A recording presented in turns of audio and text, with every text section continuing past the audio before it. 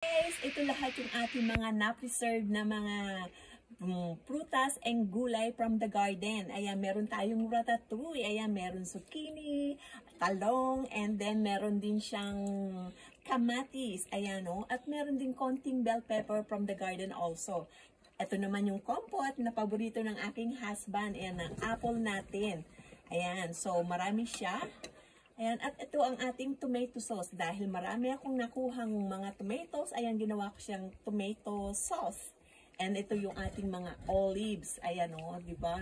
Ang sarap nito, guys, sa pampika-pika. Ayan, makikita nyo iba't ibang klaseng bote ang aking ginamit. Pero, ayan, malilinis siya. At ito yung ating fig. Ang sarap nito sa tinapay. At ang ating cherries. Ayan, o, pwede rin to sa cakes. Ayan ang ating cherries.